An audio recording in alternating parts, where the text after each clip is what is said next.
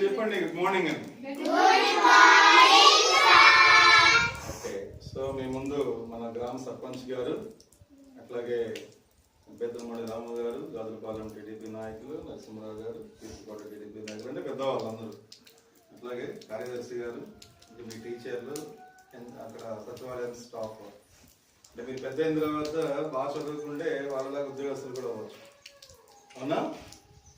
Okay, మన ప్రకాశం జిల్లా collector గారు బంగారు బాల్యం అని ప్రోగ్రామ్ ఎందుకు పెట్టారంటే, సరే బాల్యం అనగానే గుర్తొచ్చేది మా అంత అయిన తర్వాత మీకు చిన్నప్పుడు ఆడుకున్న ఆటలు, స్కూల్లో చక్కగా ఆడుకోవాలి. ఫస్ట్ ఆటలతో పాటు చెప్పారు, ఎవరేమో చెప్పింది చెప్పండి కొట్టండి అమ్మాయికి. ఆటలతో పాటు చదువు కూడా ఉండాలి. ఓకే, చదువు మీ యొక్క జీవితానికి దిక్సూచి అయితే ఆటలు శరీరంలో బలంగా ఉంటారు. అలాగే శరీరంలో బలంగా ఉండాలంటే ఏం కావాలి? మంచి ఆహారం తినాలి. ఓకే, బంగారు బాల్యం ఉండాలంటే మంచి ఆహారం కూడా తినాలి.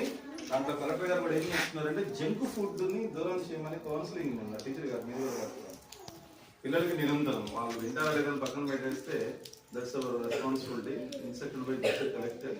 మీరు జంక్ ఫుడ్ తినవాకండి, ప్యాకెట్ ఫుడ్ అట్లా తినవాకండి. చక్కగా ఫ్రూట్స్, డ్రై ఫ్రూట్స్ తింటూ ఉంటే అంత బలంగా ఉంటారు, చక్కగా ఆడుకుంటారు, బాగా చదువుకుంటారు. ఓకే, సో మీ స్కూల్ డెవలప్మెంట్కి ప్రభుత్వంతో పాటు పెద్దలు రాము గారు లాంటి వారి సహకారంతో కూడా మీకు కావాల్సినవి సమకూర్చడానికి మేము కూడా పనిచేస్తాము. మీరు బాగా చదువుకోవడమే అందరికి కావాల్సింది. బాగా చదువుకుంటారా? మరి మద్దిపాడు మండలంలో కీర్తిపాడు స్కూల్ పిల్లలు బాగా చదువుకుంటారని పేరు తెచ్చుకుంటారా? Very good.